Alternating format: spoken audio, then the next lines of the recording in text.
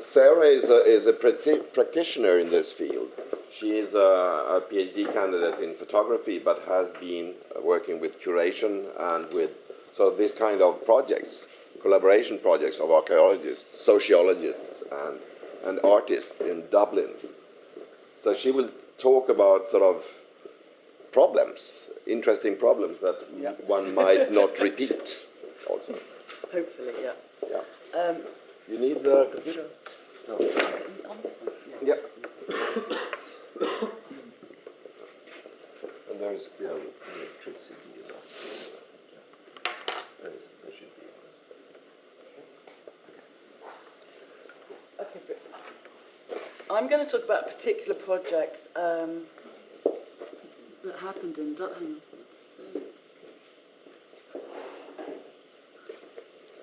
In Dublin. So given the time, I haven't really thought about it since then. So this has been quite a good opportunity for me to actually critically reflect on the project. And the provocations that I'm going to provide, well, hopefully provide, is really I want to focus on what actually didn't work and the kind of learnings around what didn't work. But because of the time, I have actually will also be reading, because there's a kind of question of my own recollection of what took place. But to commence, I should say what the project, which was named Placing Voices, Voicing Places, what it set out to explore were two interrelated questions. One, can archaeology, when committed to a reflexive and interdisciplinary mode of practice, bring fresh perspectives to the investigation of material culture in such a way that archaeology is itself transformed as an academic discipline? And secondly, can the collaborative interdisciplinary practice in which archaeology is a constituent element, when applied to understanding culturally diverse urban spaces, illuminate ways in which wider heritage policies and practices can be adapted to embrace the various heritage that constitute contemporary Ireland, which is to say, a culturally diverse island. So I came to the project with kind of two interests. At the time, I was the director of CREATE, which was a national development agency for collaborative arts. And that would be one of my provocations, actually, in terms of, for you, in terms of thinking through the appointment of an artist, there would be recommendations I personally would make, which is around the field of socially engaged practice, otherwise known as relational practice, dialogical practice, new genre of public art, which has exponentially grown over the years. So these were the project partners, and these were the funding partners. So as you can see, it was led in a way by archaeology, and CREATE were kind of sitting outside, obviously, the academic. So what I want to now do is really make a bit of a discussion around what kind of didn't work. My interest, in addition to the kind of arts practice and what the relationship may be, was also to do with the political kind of premise and the political kind of ethos of the project, which was really around the question of cultural diversity. At the time that this project was running, I'd been commissioned by and funded by the Department of Justice, Equality and Law Reform and the Department of Arts to undertake research into cultural diversity, to create a policy framework for cultural diversity in the arts. And I brought over Rustam Barucha, who's a theatre practitioner from India, incredibly modest man, and he had been kind of working in consultation with the arts sector.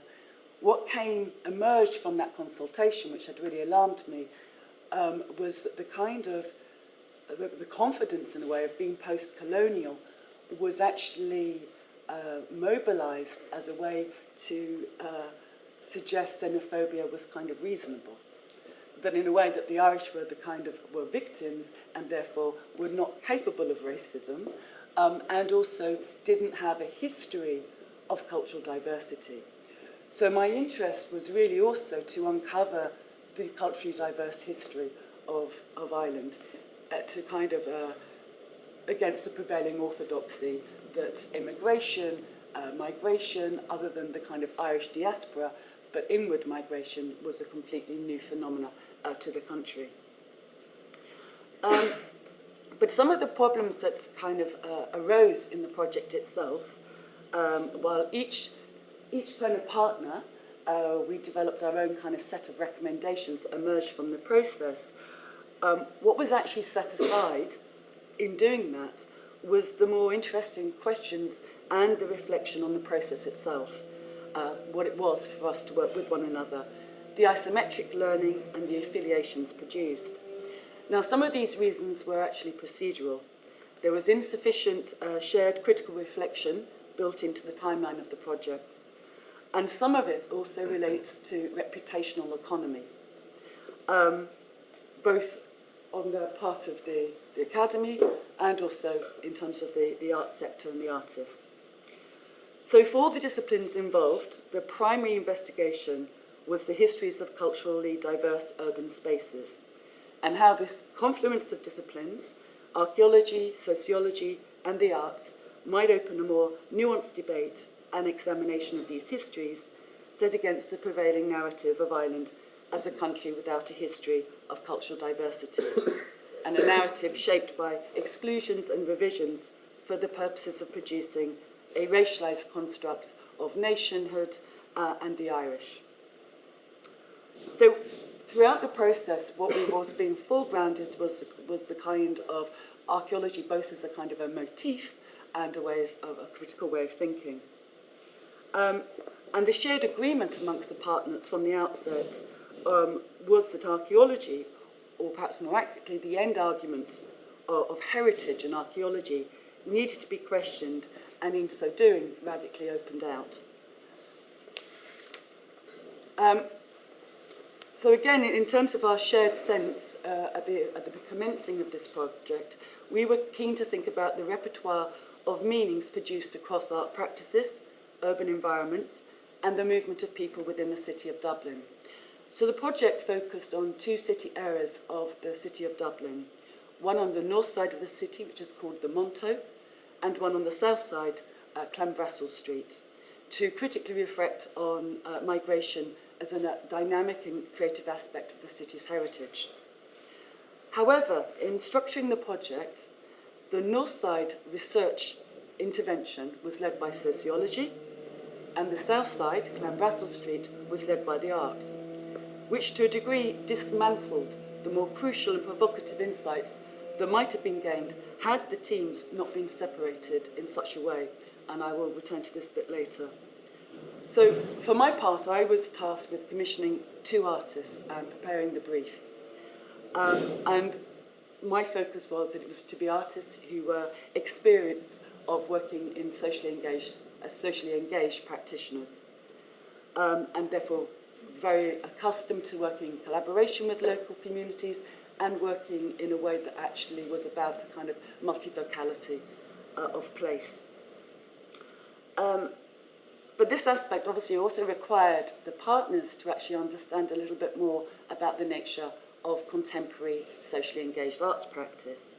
And crucial to that was that the partners, there was a necessity for the artists to be awarded a critical space to shape a practice in response to the brief and in response and in consultation with local communities. And it was this feature of the arts-led research and intervention that actually proved to be the most problematic. And part of that problem was also a question of not really understanding the arts practice, but also hinged on a conception of ideas of labour, whether it was understood as productivity, product, or importantly, the idea of contingency, which is a really crucial aspect for any artist. But it also pointed to a wider need for the team to consider how we might, and if we could, make a break between labour and product and differentiate the process of labour in the day-to-day ongoing sense and as part of the research process. So the challenge that the artists brought to the research process was twofold. it was about a comprehension of contemporary arts practice, and specifically socially engaged arts practice, and how it would relate to the wider aims of the research project. And secondly, interrelated to the first, was really how any kind of interdisciplinary research actually functions, and whether indeed at points, critical junctures within this project, there would be a turning away from the points of discomfort, and those points of discomfort which always emerge when people are looking at the same thing, but with completely different sets of ideas and constructs and knowledges. And on occasions when this turning arose, kind of how we would actually manage those kind of frictions, and how people might feel that someone else's approach was hindering their approach. So there was issues of ego, as well as this kind of reputational economy that emerged. But in particular, there was a nervousness towards the artist, which is, I'd like to kind of, is perhaps encapsulated by a response to one of the artists, Sean Lynch. And Sean Lynch was an artist who frequently, his work is kind of working in response to archives. And the way he works is actually quite irreverent and provocative. So what he did, he did kind of field research within Clanbrassil Street, and he produced these 2 volumes, which I kind of share amongst you. Now, so these were, and I'm sorry they're quite tatty, they are the last 2 remaining volumes that there are. So these were produced and they were distributed locally to the shops, to people's homes. And the initial response to them was, which was quite telling, was that they weren't branded. There were no logos. The university's logos were not on them.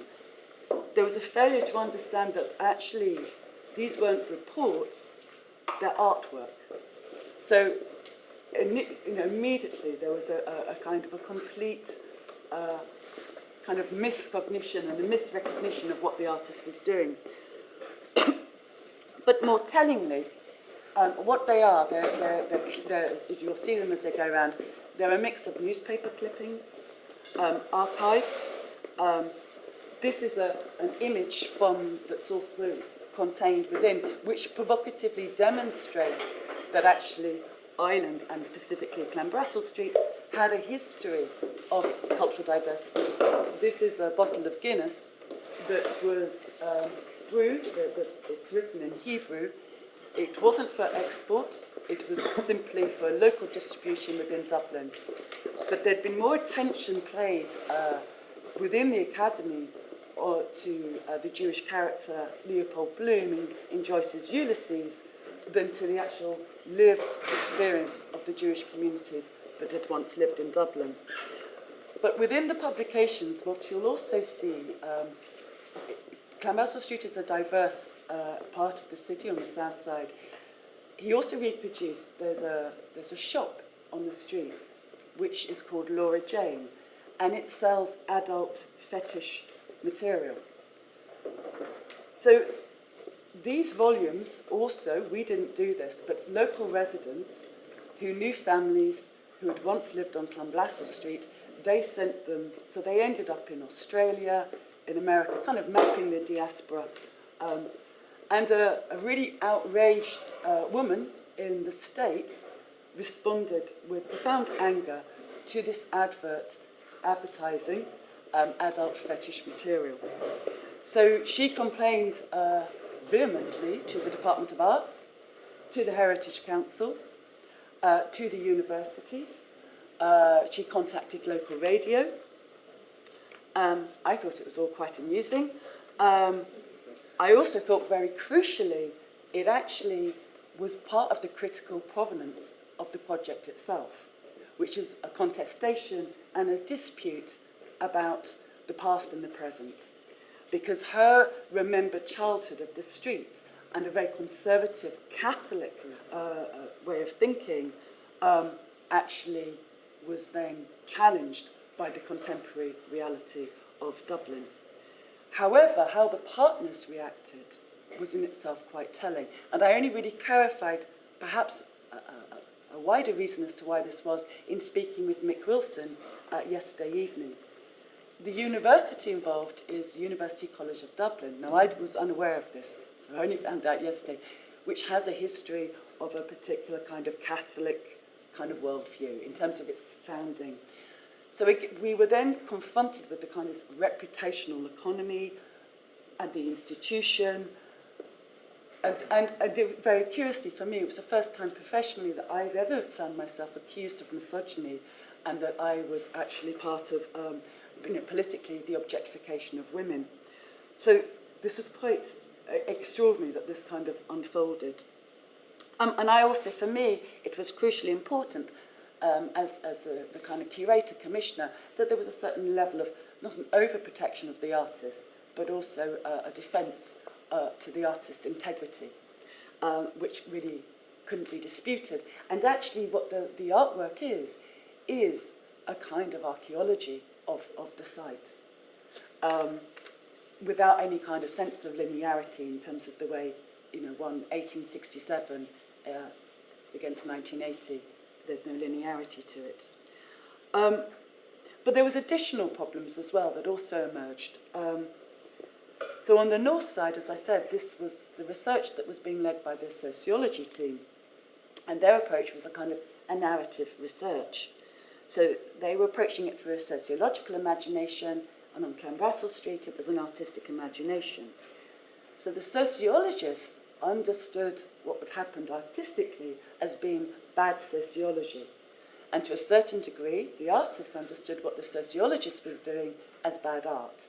There was an insufficient kind of sharing of actually how we're speaking to one another. And archaeology, in this instance, just kind of stood back, and this kind of unfolded around them, which was kind of maybe a little unfortunate. So for me, to find myself here now, looking back at this project, to think through perhaps what was required from the outset was perhaps a more robust embrace of the challenges of interdisciplinary inquiry, of the agonistic, and of the dissonance involved, and how this dissonance is actually the trace of meaning. There's also another thing that I feel that happened, which undermined the kind of the critical premise of the project, which arose, I believe, through privileging methodology over epistemology and self-identifying interdisciplinary inquiry as a practice rather than as a philosophy. And I think had we thought with more consideration about philosophically what we were doing and what it entailed, and rather just think as a kind of methodological practice, it would have been a richer experience. But I would like to now kind of maybe finish up a little with this idea of the word trace, which I think maybe follows on from today's earlier, which is one of those kind of checklists of urban ingredients, and also a kind of part of an archaeological vocabulary as well, but also connects us to a philosophical literature, obviously, Adorno, Benjamin, and that is certainly relevant for the placing voices, voicing places. Because what both, and I will come on to the other arts project, there is, if people want to kind of take a look at that publication, you can find it at this URL, so you can scroll down through it. So both of the projects, but they explored the idea of trace in a kind of a double movement of what remains and as connectors to other places. And the other artist that we appointed to the project was a woman called Ursula Rani Sama. And she required mentoring because she was less experienced in terms of working in socially engaged arts practice. Crucially, and I thought this was actually rather important, she herself has a hyphenated identity. She's Indian-Irish. So she undertook a 3-month residency with final year students in a local primary school on Clanbrassil Street. And the primary school is an Educate Together school, which is a fairly new kind of pedagogy of education within the island of Ireland, which is non-denominational. So the parents who send their children there have a certain kind of mode of thinking, but they are the most culturally diverse schools as well. So in working with the young people, she worked with the idea of, she called it the home project, and worked with the idea of what is your home and what is your sense of home. So the young people undertook interviews with their siblings, with parents. They wrote poems about their sense of home, and they were also asked to write about the idea of change. Now, given that the time of the project, and it would be interesting to know what these students who will now be 15, 16, what they might think in reflection, because in response to the idea of change, they pretty much all of them wrote about Obama. So Obama for them was this significant sense of a possible future. So the young people's writing is ostensibly, it's autobiographical, as you would imagine. And in her residency, she obviously mixed, in any kind of protest, she mixed photography and interviewing to really interrogate issues around form, materiality, heritage, place. So just to finish up, what she then did was we took, and again, this unfolded problematically. What she then did, we took some of the expressions of home that the young children had written, and we chose to power hose it through like water, again to play with this idea of trace, onto the pavement of Clanbrassil Street. So the text becomes legible through the detritus of the street itself. So again, so for example, because some of them were banal, but that it kind of was understood as being a kind of almost inadequately earnest, inadequately serious. These were 10 and 11-year-olds. But there was another very interesting, with this one. This is the most beautiful place I've ever lived. Everyone was really delighted with this sentiment because it reflects very well, positively on Dublin. And people made a presumption that the child who would have provided this text would have been the child that came from Somalia. And then there was a sense of disquiet when it was revealed that the child who had provided this text actually came from Paris. It's like, oh, that can't possibly be, it must be, because there was a vanity involved in a comprehension of Ireland as a place of refuge, which was disrupted. And